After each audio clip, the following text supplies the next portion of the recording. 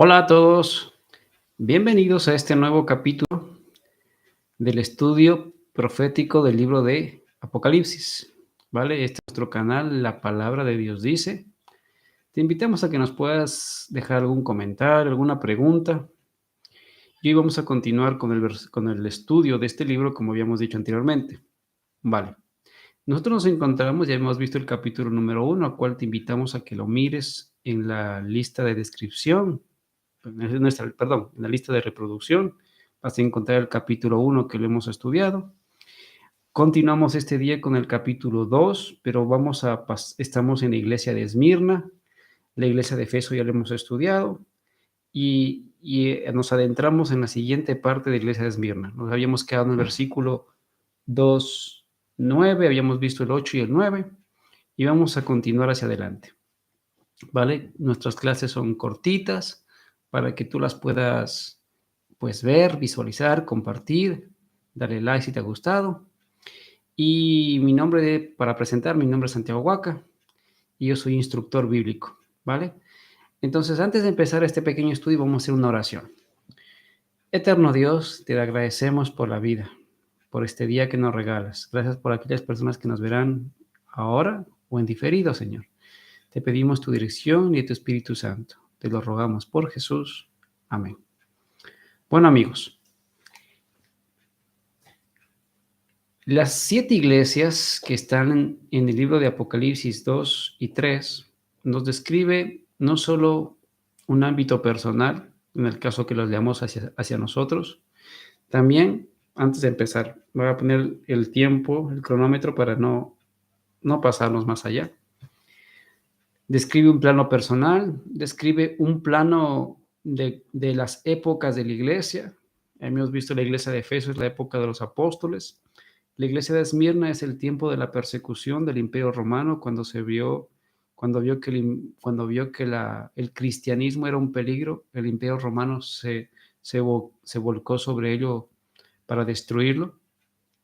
Pero recordemos que detrás de esa persecución hay un enemigo que se llama Satanás, el cual, como dice Apocalipsis 12, fue echado del cielo, y él, sabiendo que tenía poco tiempo a partir de ahí, pues buscó destruir esa misión que dejó Jesús en Mateo 28:19, de ir a ser discípulos.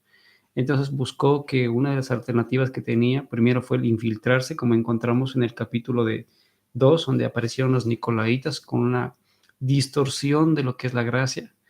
Luego en la iglesia de Esmirna utiliza la táctica de la persecución y el miedo para que los discípulos o las personas que siguieran no dieran el paso o lo abandonaran. Y eso es lo que nos está mostrando aquí. Vamos a leer el versículo de Apocalipsis 2:10 que nos dice lo siguiente. Dice, también se me olvidaba, estas cartas eran dirigidas también a estas iglesias que tenían problemas, que existieron, estas iglesias que existieron en aquel momento, sobre el año 31 en adelante, después de lo que fue Jesús se fue, y eran iglesias que tenían ciertas características de las cuales Jesús les mandó una carta, pero también servían como aplicación al futuro, y por eso lo estamos estudiando hoy. Apocalipsis 2:10 dice así: no temas en nada lo que vas a padecer. Entonces aquí vamos a ver un poquito de cada frase. He aquí el diablo echará a algunos de vosotros en la cárcel, es decir, que el instigador fue él, para que seáis probados y tendréis tribulación por 10 días. Sé fiel hasta la muerte y yo te daré la corona de vida. 10 días en la Biblia se traduce a día por año. Entonces fueron 10 años de tribulación que sufrió en esta época en este caso, los discípulos de Cristo. Ahora, si lo traemos a nuestra vida, cuando tú predicas, lo habíamos visto anteriormente también en el capítulo anterior, es que cuando tú predicas del Evangelio hay persecución. Y aunque todavía vivimos en un tiempo de paz, hay lugares menos civilizados, por decir de alguna forma, como puede ser los países donde reina el islamismo, donde las personas cristianas son perseguidas, matadas, torturadas, en las zonas de África también, donde hay regiones donde el cristianismo ha ido llegando, pero como se topa y rompe los esquemas de muchas otras creencias, pues se ve perseguida. También, por ejemplo, en lugares como China también, donde reina el comunismo, y ha dicho dos frases que podía con lo cual ser vetado. Pero también encontramos que los cristianos son perseguidos por creer en su fe. Vale, entonces vemos que también podemos pasar una época de esmirna, fruto de ser fiel al Señor, ¿vale? Pero vamos a desglosar un poquito este mismo capítulo que tenemos aquí presente. Oh, qué bien. Un segundo, por favor.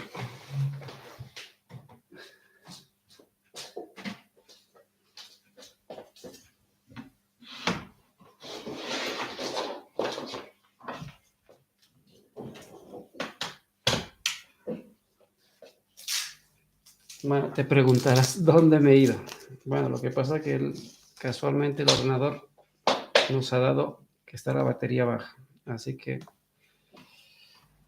pequeñas cuestiones del directo, ¿vale? Así que para que tú veas que no todo está a veces muy preparado, que a veces hay cosas que se pueden escapar. Vale. Entonces, habíamos visto este capítulo, entonces avanzamos un poquito hacia adelante. No temas en lo que vas a padecer. Bueno, decir por qué no hay que temer. Dice lo siguiente, en Hechos 18, 9, dice, entonces el Señor le dijo a Pablo en visión de noche, no temas, sino habla y no calles. Entonces, la mejor manera, a pesar de que haya tribulación, es no te quedes callado, sino continúa, porque detrás de ti está el mismo Jesús intentando, no intentando, dirigiendo la obra para que eso vaya adelante. Perdón por la palabra intentando. No, es Jesús mismo que está al mando de esto y quiere que tú des el paso. Y eso es lo que hizo Pablo, dar el paso. ¿Vale? Juan 12:15 le dijo también, no temas, hija de Sión, he aquí viene tu rey montado sobre un pollino de asna. Vale, este era un mensaje también para aquellas personas que estaban recibiendo la luz del Evangelio en el momento que está Cristo. Se los invita a no temer a recibir esta luz tan hermosa que fue la presencia de Jesús. Pero claro, Satanás utiliza el miedo como elemento de coacción, el mismo que estamos pasando ahora, ¿no? Tenemos el miedo como elemento de coacción para que nosotros no hagamos cosas o nos evite pensar. Entonces, Satanás utiliza el miedo como medio de coacción para no dejarnos pensar y que echemos para atrás. ¿Por qué también? Porque en Lucas 8:50 dice, oyéndolo Jesús le respondió, no temas, cree solamente y serás salvo. Entonces Jesús nos invita es, cree, échale fe. ¿Por qué? Porque gracias a eso vendrá la salvación. Y en Joel 2:21, como palabra profética, dice, tierra, no temas, alégrate y gózate porque Jehová hará grandes cosas. Entonces, cuando nosotros nos incluimos o abrazamos el temor, la obra no procede. Pero cuando damos ese paso de fe, como lo dio Pablo, como lo dio muchos discípulos, gózate, como dice aquí, gózate porque Jehová hará grandes cosas. Y es así. Entonces, el cielo está interesado de que tú seas el instrumento para poder realizarlo, porque Dios eligió que sea el instrumento humano, que sea la herramienta donde el poder de Dios se va a manifestar. Así que parte de la vida cristiana radica en que podamos compartir, no solo ser meros moralistas, ir a la iglesia, dar el diezmo, ofrendar y ya está. Hasta ahí, meros moralistas, cantar, alabar, danzar, meros moralistas, sino que Dios quiere que salgamos de nuestro círculo y podamos llevar esto a otras personas. Y no hace falta que tengamos que viajar a África, viajar a los países donde hay la religión de la paz, sino, sino que simplemente en el barrio que tú te encuentras, en las personas con que tú trabajas, tu familia, tus hijos, esos son los lugares donde tenemos que llevar la información de salvación. ¿Vale?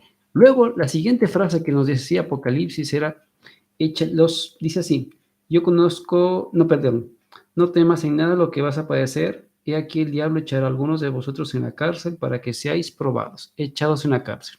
Vale. Jesús dijo en el libro de Lucas 21, 12, 13, pero antes de todas estas cosas os echarán mano y os perseguirán. O sea que esto ya había advertido Jesús. Y os entregarán a las sinagogas y a las cárceles, y seréis llevados ante reyes y ante gobernadores por causa del nombre, y esto os será ocasión para dar testimonio. O sea, estas cosas que parecen negativas para la persona que lo padece, es la herramienta que Dios utiliza para llevar esa luz a esos lugares que seguramente de otra forma no podían llegar. Entonces, como dice, esto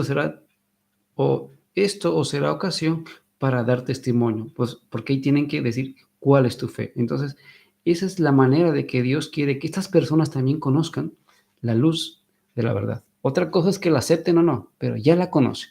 Y lo que Dios quiere es que la conozcan. También dice, echará en cárceles para ser probados. En Hechos 22, 3, 4 nos dice, yo de cierto soy judío, dice Pablo, nacido en Tarso de Cilicia, pero criado en esta ciudad, instruido a los pies de Gamaliel, un gran maestro, estrictamente conforme a la ley de nuestros padres, celoso de Dios, como hoy lo sois todos vosotros, le dice Pablo. Perseguía yo este camino hasta la muerte, prendiendo y entregando en cárceles a hombres y mujeres. Ahora, este detalle que nos muestra aquí la Biblia es que los que perseguían, cuando vieron a otros, eso los invitó a convertirse. O sea, la persecución no solo trae el hecho de que esa gente corre, escapa, los llevamos ante los tribunales. En este caso dan testimonios, porque en este caso el que dio testimonio delante de Pablo fue Esteban. Y eso lo tocó. Y gracias a eso, Pablo también cambió. Por eso Jesús aparece en una entrevista personal para decirle, tú serás instrumento. Pero vemos que en este caso Esteban puso una semilla en el corazón de Pablo al verlo con tanto gozo, con tanta alegría, justamente en el momento que lo van a apedrear. Entonces, aquí vemos ese detalle tan importante que parece negativo desde nuestra perspectiva humana, pero que el cielo utiliza para que sea la semilla o el elemento discordante para que esa persona pueda salvarse. Dice también, tendréis tribulación por apartarse, ¿vale? Esto es la siguiente. Romanos 2, 8, 10. Vale, entonces habíamos encontrado esa tribulación primero por la causa del Evangelio. Gracias a esa, perdón, no es gracias a la persecución. Gracias a que el buen testimonio de estas personas, eso causó que sean perseguidos. Pero vamos a ver otra faceta que por qué también puede venir la tribulación. Vale. En Romanos 2, 8, 10 dice así, pero ira y enojo a los que son contenciosos y no obedecen a la verdad, sino que obedecen a la injusticia. Entonces tenemos una clase de persecución que se debe a la fe y a la convicción de predicar el Evangelio, y a otra que no tiene nada que ver con ella, que tiene que ver con la injusticia. ¿Qué dice? Sino que obedecen la injusticia, dice Pablo, tribulación y angustia sobre todo ser humano que hace lo malo, el judío primeramente, porque lo conoce, y también el griego. Pero gloria y honra y paz a todo el que hace lo bueno, al judío primeramente y también al griego. Entonces a mí también vemos que podemos caer en tribulación, tener angustia, tener temor y no saber qué hacer. En este caso, cuando nosotros nos separamos de la justicia. Entonces, hay la diferencia, no es lo mismo la tribulación e injusticia que sin justicia. La que nos dice aquí en este caso el libro de Apocalipsis es esa tribulación vino por hacer justicia, no por injusticia, ¿vale? Entonces, si tú estás andando en los caminos del Señor y tienes tribulación, gózate porque Dios hará grandes cosas. Pero si esa tribulación viene porque tú andas en caminos chuecos, pues es tiempo de hacer cambios, es tiempo de arrepentirse. Marcos 4, 16, 17 dice así, estos son asimismo los que fueron sembrados en pedregales, los que cuando han oído la palabra, al momento la reciben con gozo. O sea, es gente que recibió la instrucción, pero no tienen raíz en sí, sino que son de corta duración. Porque cuando viene la tribulación o la persecución por causa de la palabra, luego tropiezan. Vale. Dentro de esas personas que reciben el Evangelio, como nos muestra el libro de Marcos, la semilla puede caer en muchos lugares. Concretamente aquí nos habla de las personas que su semilla cayó en el pedregal. Vale. Es decir, que su fe no tiene raíz. Vale. ¿Y qué significa eso que no tiene raíz? Cuando tu fe está asentada sobre las emociones, sobre las cosas perceptivas, pero no está basada en la Biblia, tu fe está fundada en eso, en la emoción, en los pedregales. Si tu fe está basada en el testimonio, la lectura de la Biblia y la oración, Esa es una fe que está muy arraigada y tiene buena raíz. Pero la persona que solo vive con la emoción, no ora, solo asiste, no hay lectura de Biblia y no hay el compartir, lo que tiene es una fe de pedregales. ¿Qué significa? Que cuando viene la persecución, esta persona pues cae, tropieza. Entonces, miren que hay muchas diferencias. Tenemos la tribulación que viene por practicar la injusticia. La tribulación, bueno, en este caso puede ser cristianos o no. La tribulación que tiene que ver con las personas que reciben la fe, pero no tienen una raíz profunda, que también puede causar. Y aquellos, la diferencia con aquellos que tienen una raíz profunda, los cuales van a dar buen testimonio y Dios hará con ellos grandes maravillas. ¿Vale? Entonces, estos textos son los que nos da el libro de Apocalipsis. Ahora, también tenemos otra palabra que aparece ahí. ¿Sí? Vamos a volver a leer el texto. Dice, no temas en nada lo que vas a padecer, ya hemos visto. Y aquí el diablo echará a algunos de vosotros en la cárcel, ya hemos visto que puede ser varias cosas, para que seáis probados y tendréis tribulación, ¿sí? Por 10 días. Vale. Entonces, esa tribulación viene, vamos a ver también por qué. Proverbios 11:8. El justo es librado de la tribulación, mas el impío entra en lugar suyo. Entonces, si tú estás practicando la justicia, Dios puede traer liberación en medio de la tribulación, ¿sabes? Que no es distinto para el impío. Entonces, vale, es verdad. Entonces, ¿en qué sentido fueron librados estas personas y murieron? En el sentido de que, aunque ya descansan en el Señor, ellos tienen una recompensa, ¿sí? Porque más adelante nos dirá cuál es la recompensa de haber muerto dando el mártir, cuál es la recompensa de aquella decisión de morir por el Evangelio. Porque otro versículo dice, el que quiera salvar su vida, la perderá, y el que pierda la salvará. Entonces, en ese sentido también fueron librados porque al final recibirán el premio eterno. En Romanos 5, 3, 4 dice así, y no solo esto, sino que también nos gloriamos en las tribulaciones, dice, ¿sí? Sabiendo que la tribulación produce paciencia, y la paciencia prueba, y la prueba esperanza. Entonces, esta es la parte positiva. Bueno, pues, pero bueno, ¿cómo es posible que sea esto positivo? ¿Por qué es positivo? Porque cuando tu fe es arraigada y se sostiene, es fácil tener fe cuando no hay problemas. Pero la fe se prueba en estas cosas, en situaciones que son complicadas. Ahí se ve qué clase de fe has inventado, qué semilla es la que tú tienes, la del buen terreno, la de los pedregales, la que se llevó los pájaros. Esto hace ver quién es quién. Y eso permitió que esos cristianos, por su buen testimonio, permitiera que la iglesia continuara, porque si fuera por eso, si no fuera por eso, pues hubiera aniquilado al cristianismo en aquella época, ¿vale? Porque esa tribulación, como dice, trae paciencia y trae esperanza. Entonces esa es la parte muy positiva. Por 10 días, ¿vale? Como nos había dicho hace un momento, dice, el 10 va asociado a varias situaciones, pero aquí en concreto nos da la pauta de prueba, ¿sí? 10 días, en este caso los 10 días nos da la pauta de una prueba, o sea, porque hay tribulación, 10 días, 10 años. En Números 14:34 parece, bueno, ¿y por qué es 10 días, 10 años? Porque hay una pauta bíblica que dice así en Números 14:34. Conforme al número de los días, de los 40 días que reconociste la tierra, llevaréis vuestras iniquidades. 40 años, un año por cada día, y conoceréis mi castigo. Entonces, esta es una regla profética que se utiliza en más lugares en la Biblia, el día por año, ¿vale? Entonces, esta pauta que encontramos, la cual dio el mismo Dios, es la misma que nos sirve para comprobar que esos 10 días son 10 años, porque es un libro profético, ¿sí? Entonces, porque la tribulación de ellos no fue 10 días, fue mucho tiempo, concretamente 10 años. Vale, entonces tendría un sentido. Miren, por ejemplo, otro lugar donde se utiliza la palabra 10 días. Daniel 1, 12, 14, que es que cuando aparece la palabra 10, siempre va en un contexto de prueba, ¿vale? En este caso, vamos a ver varios textos que nos pueden decir eso.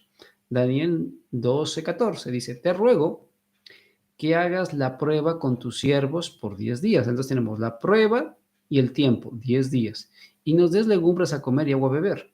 Compara luego nuestros rostros con los rostros de los muchachos que comen la ración de la comida del rey y haz después con tus siervos según veas. Consintió pues con ello en esto y probó con ellos 10 días. Vale, me preguntarás, ¿y por qué en el otro son años y aquí son días? Porque el contexto me hace ver que era un evento, no es un evento simbólico, fue un evento real. Pero la utilización de la prueba y 10, la prueba y 10 nos muestra que hay eso, prueba y 10. Aquí tenemos un capítulo profético en Apocalipsis 2. Entonces encontramos que 10 y prueba es también un elemento. 10 y tribulación es un elemento de prueba. Pero en este caso la aplicación es, como es profética, se utiliza la regla de día por año. ¿Vale? Pues porque hay un contexto. ¿Sí? Entonces aquí vemos un contexto y en el capítulo que hemos leído hay otro contexto, pero la aplicación es la misma. Prueba o tribulación o días. Vale. Vamos a ver. Ahora, el siguiente versículo, lo interesante que en ese mismo versículo dice así, en el versículo 2:10, no temas en nada lo que vas a padecer, ya lo hemos visto. Y aquí el diablo echará a algunos de vosotros en la cárcel, ya lo hemos visto porque son las palabras de Jesús. Para que seáis probados. Ya hemos visto que hay varios tipos de tribulación, ¿no? Y seréis tribulados por 10 días. Hemos visto el tiempo profético. ¿Y qué clases de tribulación hay y por qué puede venir? La hemos observado. Ahora, la siguiente frase dice, sé fiel hasta la muerte y yo te daré la corona de vida, dice. Ahora, vamos a ver qué significa fiel. Fiel significa sé genuino, voy a decir también sé confiable, da constancia, sé honesto, un hombre a conciencia, sé firme, sé seguro, sé sólido. Todo esto significa ser fiel. Ahora, Deuteronomio 7:9 nos dice lo siguiente, conoce pues que Jehová tu Dios es Dios fiel. Entonces, lo que nos dice Dios, sé fiel, es, sé todo esto, nos está diciendo la Biblia. Sé todo esto, porque Dios es así. Es genuino, confiable, da constancia, es honesto, es a conciencia, es firme, seguro y sólido, porque Dios es así. Que guarda el pacto y la misericordia a los que le aman y guardan sus mandamientos hasta 1000 generaciones. Entonces, por eso dice, haz lo mismo que yo he hecho, porque Jesús fue fiel hasta la muerte. ¿Sí? Y entonces, porque ¿cómo se llama? Hay una bendición en eso, ¿vale? Mira, otro detalle sobre ser fiel hasta la muerte. Mateo 24:45, porque no solo está esta idea en el libro de Apocalipsis. Vamos a Mateo. Pregunta, ¿quién es pues el siervo fiel y prudente, el cual puso su señor sobre su casa para que les dé el alimento a tiempo? Entonces aquí nos habla del siervo fiel. ¿Cuál es ese siervo fiel y prudente? ¿Sí? Primera de Corintios, ser fiel. Primera de Corintios 4:1-2. Así pues tengamos los hombres por servidores de Cristo y administradores de los ministerios de Dios. Ahora bien, se requiere que los administradores, que cada uno sea hallado fiel. Tú y yo somos los administradores. ¿De qué?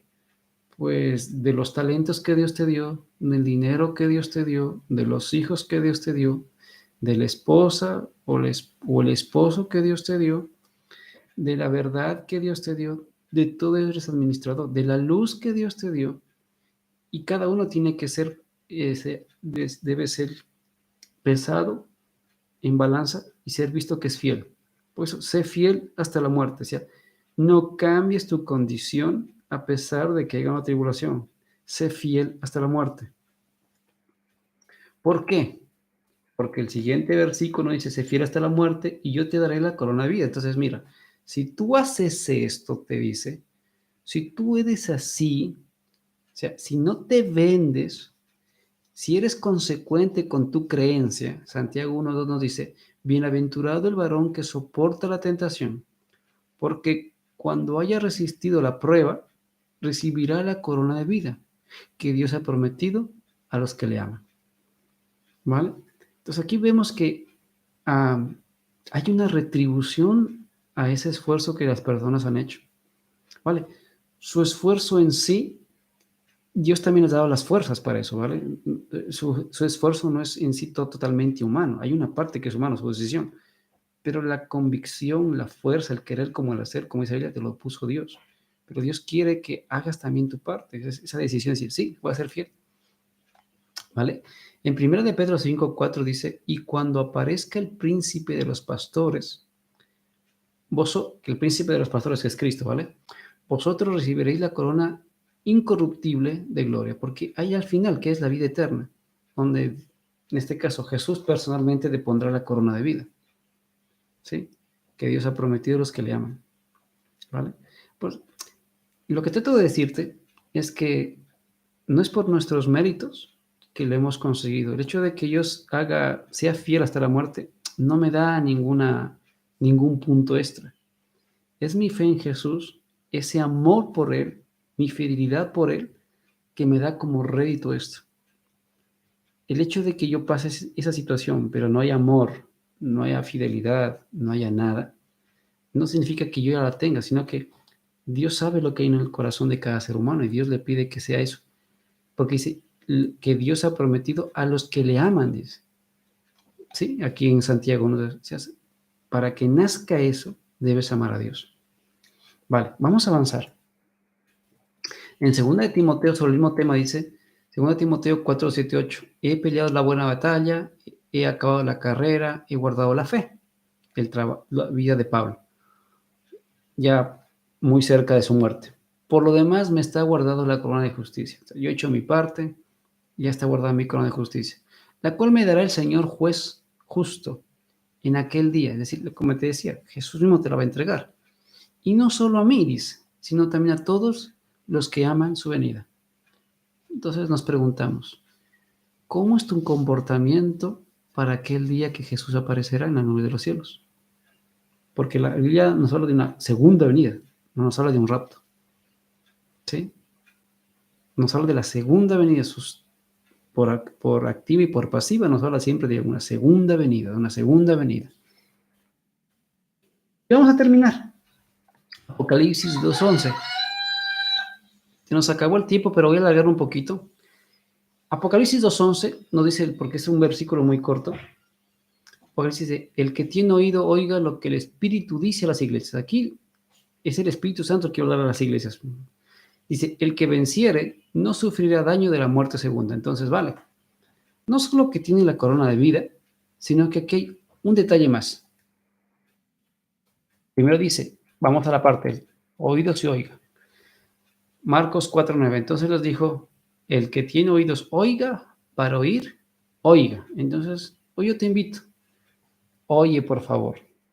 En Lucas 9:44 dice, haced que os penetren bien en los oídos estas palabras. ¿Sí?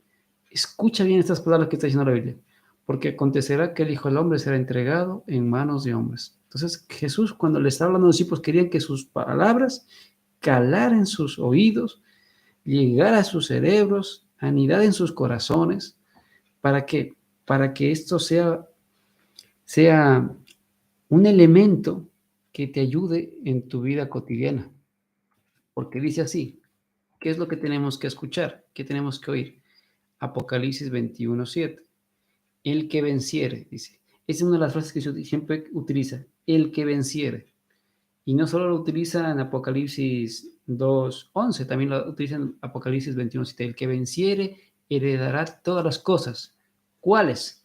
Las que están en cada iglesia hay un detalle. Por ejemplo, en la iglesia de Efeso, el detalle que había ahí es que las personas comerán del árbol de la vida. En este detalle no sufrirá el daño de la segunda muerte, el daño de la segunda muerte, ¿sí? Es decir, la perdición. Entonces, dice aquí, el que venciere dará todas las cosas, porque vamos a ver que hay más cosas, hay el detalle que está en Tiatira, Sardes, Filadelfia y la Odisea. Y yo seré Dios y él será mi hijo. Esta es una promesa hermosa. El daño de la segunda muerte, porque nos dice Apocalipsis 20, bienaventurado el que tiene parte en la primera resurrección. Y la primera resurrección está asociada a la segunda venida de Jesús. ¿Sí? Entonces, ¿qué hacemos con el rapto? La pregunta. No cabe aquí. La segunda muerte no tiene potestad sobre estos. Entonces, la primera muerte es la que tú mueres ahora. La segunda muerte es cuando Jesús vuelve por tercera vez y le da el pago a cada uno. Porque la Biblia nos habla de una tercera venida, donde Jesús tiene que darle la paga de lo que es la segunda muerte. Y esto es lo que te dice Apocalipsis. Si tú haces caso, no tendrás la segunda muerte. Te libras de eso. Evitas la segunda muerte. No sufrirás daño de la segunda muerte. La segunda muerte no tiene potestad sobre esto, sino que serán sacerdotes de Dios y de Cristo y reinarán con él 1000 años. Apocalipsis 21:8. Pero los cobardes e incrédulos, los abominables y homicidas, los fornicarios y hechiceros, los idólatras y todos los mentirosos, ¿sí?, tendrán su parte en el lago que arde con fuego y azufre, que es la muerte segunda. Entonces, el lago de fuego y azufre está asociado a la muerte segunda. Entonces, es un elemento que se va a hacer en la tercera venida de Cristo. Es decir, es algún elemento que es futuro, la aparición del lago que arde con fuego y azufre, ¿sí? Donde todos aquellos que no quisieron aceptar o renunciaron a la fe que tenían, recibirán la muerte segunda. Y pues uno dice, el que venciere recibirá todos los premios, evitará este detalle. Y aquí hemos terminado, ¿vale? Así que, amigo o amiga, y aquella persona que nos escucha, yo te invito que por favor escudriñes tu Biblia, la leas frecuentemente. Tenemos un capítulo que se llama Estudia la Biblia tú mismo, donde hay algunas pautas que te van a servir para tu estudio de la Biblia e interpretación también. Yo te invito a que nos sigas en las redes sociales también, que tenemos ahí en Facebook, estamos ahora en YouTube, que nos sigas en redes sociales, que le des like si te ha gustado el video, que lo compartas y que te suscribas si nos ves por primera vez. Así que nos veremos, Dios mediante, en un próximo capítulo, si Dios mediante es posible, el próximo viernes, nos veremos en otro capítulo de este libro de Daniel, libro de Daniel no, perdón, libro de Apocalipsis. El siguiente mensaje que veremos es el mensaje a Pérgamo. Es otra época. Entonces ya pasamos de la iglesia de Efeso, de los apóstoles, la persecución romana. Vamos a ir a otra época, una época más oscura en la iglesia. Gracias a esa época han surgido muchas falsedades que hasta el día de hoy se encuentran. Así que mis estimados amigos, nos veremos en el próximo capítulo. Bendiciones a todos. Hasta pronto.